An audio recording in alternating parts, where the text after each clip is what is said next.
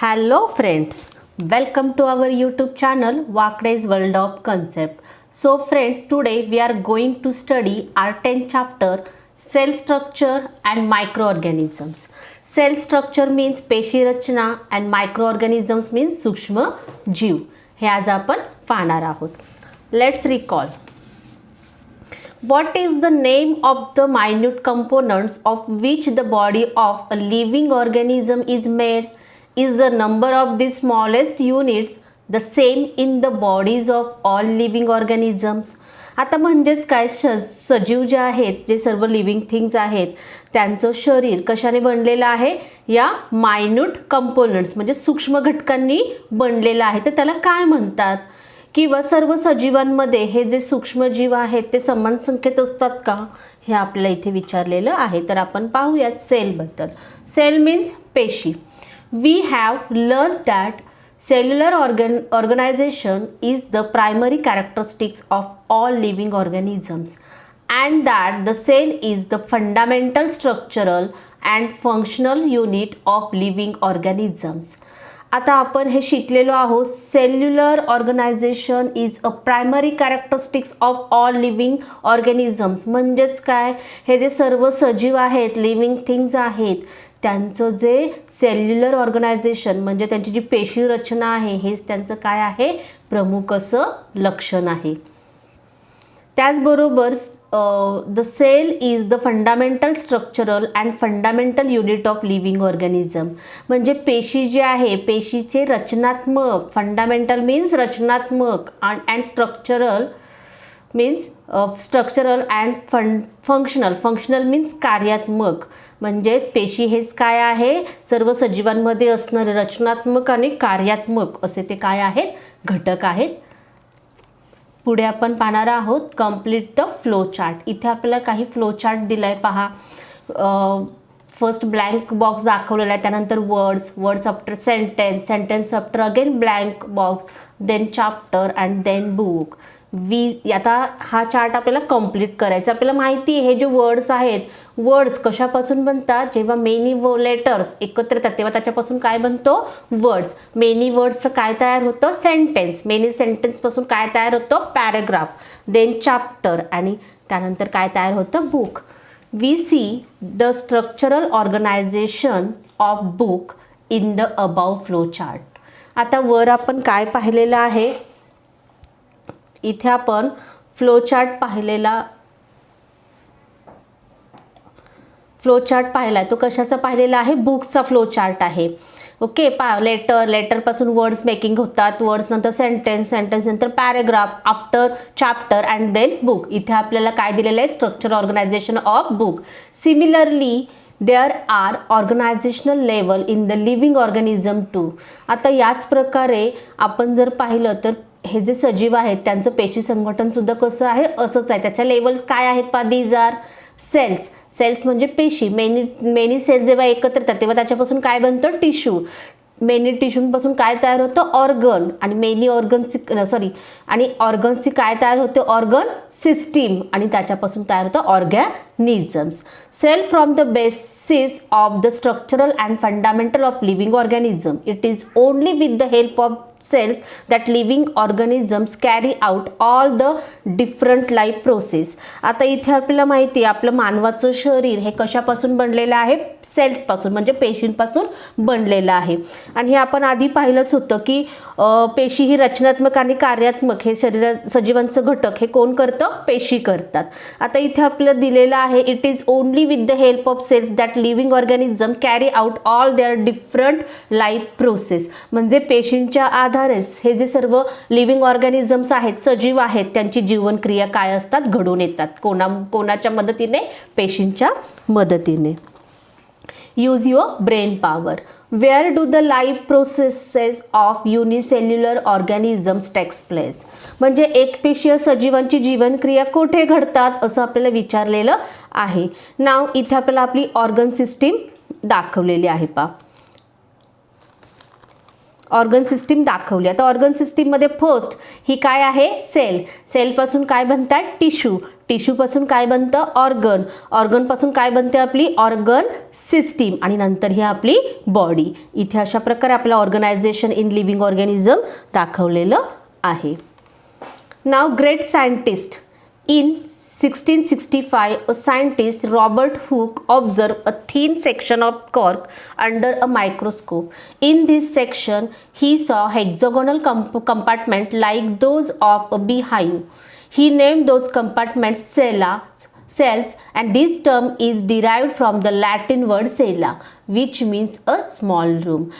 In 1665 1665 मध्ये हा जो सायंटिस्ट आहे रॉबर्ट हुक याने काय केलेला आहे, झाडाचा जो तुकडा असतो किंवा साल वगैरे ती मायक्रोस्कोपच्या खाली घेऊन ती जेव्हा त्याने ऑब्झर्व केली तेव्हा त्याच्या लक्षात आलं की त्यामध्ये ऑब्झर्व केल्यानंतर प्रत्येक जे सूक्ष्म असं त्याला ते कप्पे दिसले. ते कप्पे कोणत्या शेपचे होते, हेक्झागोनल शेप्स.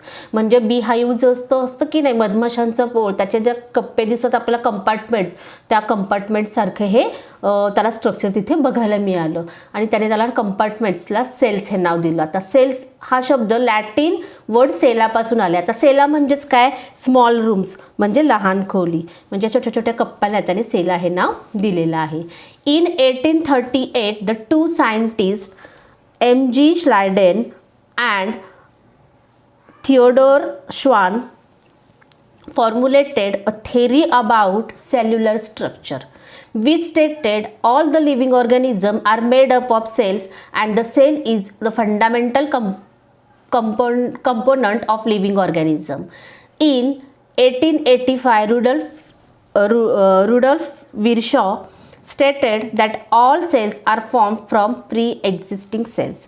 आता पहा 1938 मध्ये हे जे टू सायंटिस्ट आहेत M.J. श्लायडन आणि थिओडर श्वान यांनी सांगितलेलं आहे की प्रत्येक जो सजीव आहे, all living organisms are made up of cells, म्हणजे प्रत्येक सजीवांची निर्मिती ही कशापासून झालेली आहे, पेशींपासून झालेली आहे. आणि त्याचे फंडामेंटल म्हणजे कार्यात्मक हे घटक हे पेशींच्या आधारेच ते सर्व डिपेंड असतं. आणि 1885 मध्ये हा जो नेक्स्ट सायंटिस्ट आहे रुडॉल्फ विर्शॉ याने सुद्धा सांगितलेलं आहे he stated that all cells are form for pre existing cells. त्याचं असं म्हणणं आहे की पेशींचा जो जन्म आहे तो पूर्वी अस्तित्वात असलेल्या पेशींमधूनच होतो, हे त्याने काय करून दाखवलेलं आहे, प्रूव्ह किंवा स्पष्ट करून दाखवलेलं आहे. नाव measurement and observation of cells. आता इथे measurement and observation of cells म्हणजे पेशींचे आपल्याला काय दिलं आहे, मोजमाप आणि त्याचं निरीक्षण कसं करायचं ते आपल्याला इथे दाखवलेलं आहे. इथे आपल्याला कंपाऊंड मायक्रोस्कोप दाखवली, याच्या आधारे हे निरीक्षण केलं जातं. In 1673 अँटन ल्युव्हेनॉक assembled various lenses to construct a microscope.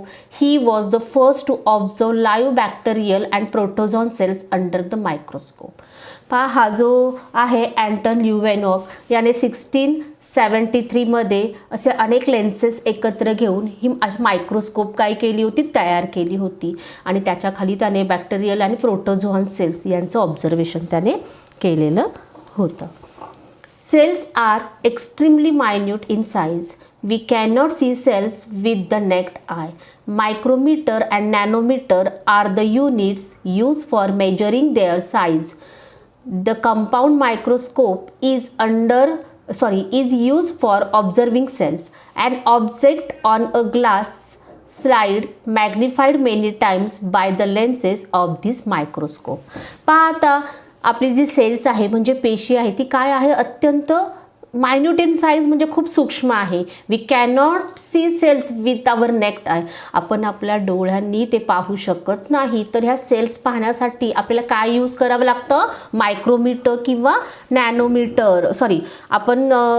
आपल्याला त्या जर ऑब्झर्व करायचं असेल तर आपल्याला कशाची गरज पडते, मायक्रोस्कोपची. आणि त्या मेजर करण्यासाठी जे युनिट वापरतात ते युनिट्स काय आहेत, micrometre and nanometre are the unit for measuring their size. म्हणजे ह्या ज्या सेल्स आहेत सेल्सचं साईजचं माप काढण्यासाठी हे युनिट दिलेले आहेत. जसे आपण लेंथ मेजर करण्यासाठी सेंटीमीटर मीटर हे वापरतो त्याच पद्धतीने हे जे सेल्स आहेत ह्या मेजर करण्यासाठी मायक्रोमीटर अँड नॅनोमीटर हे युनिट्स काय केले जातात, यूज केले जातात. आता ही जी कंपाऊंड मायक्रोस्कोप आहे याचा उपयोग सेल ऑब्झर्विंगसाठी केला जातो. आता याचं बेनिफिट काय आहे तर याच्या ज्या लेन्सेस आहेत या मायक्रोस्कोपच्या लेन्सेसमुळे आपल्याला आपण ज्या गोष्टीचं निरीक्षण करणार आहोत ती काय होते, मेनी टाइम्स म्हणजे मोठा आहे त्याच्यापेक्षा कितीतरी पटीने ती आपल्याला कशी दिसते, मोठी दिसते. त्यामुळे ऑब्झर्वेशन करणं काय होतं, सोपं होतं. पहा आता इथं आपल्याला युनिट्स दिलेले होते त्याचं 1 सेंटीमीटर मीन्स -, मिलीमीटर दिलेले आपल्याला शिकलेलं आहोत. 1 सेंटीमीटर म्हणजे किती मिलीमीटर असतात, 10 millimetre. And 1 millimetre means 1000 micrometres and 1 micrometre means 1000 nanometre. हे आपल्या इथे दिलेलं आहे. Let's try. आता तुम्हाला एक एक्सपेरिमेंट करायचा आहे. इथे onion cells in under a compound microscope म्हणजे आपला मायक्रोस्कोपच्या खाली ओनियन जो आहे, ओनियन सेल्स काय करायचे आहेत, ऑब्झर्व करायचं आहे. त्यासाठी तुम्हाला काय करावं लागणार आहे, take a piece and segment of onion and carefully separate the thin skin from its concave surface with the help of forceps.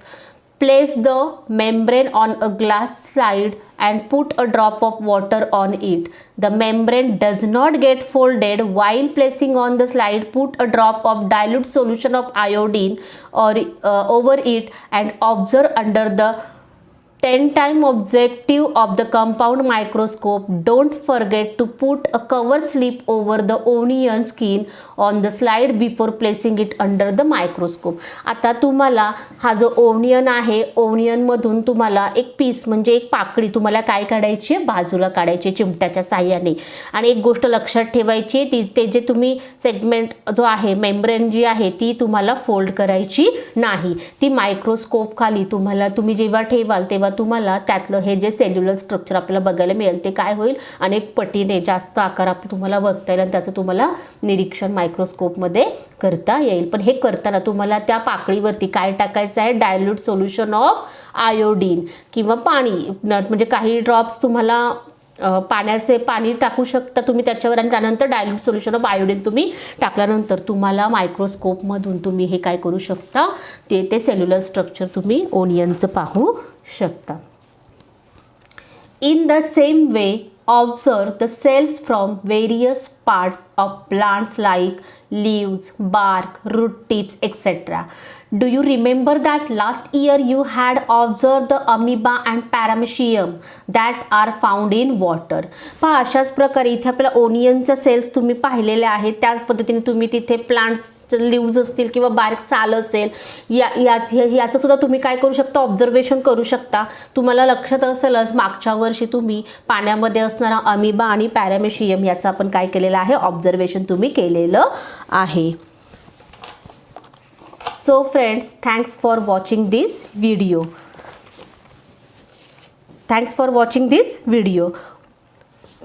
जर तुम्हाला आजचा व्हिडिओ आवडला असेल तर लाईक करा, तुमच्या मित्रमैत्रिणींना शेअर करा आणि अजूनही चॅनलला सबस्क्राईब केलं नसेल तर सबस्क्राईब करा. Subscribe to our YouTube channel Wakde's world of concept. Thank you.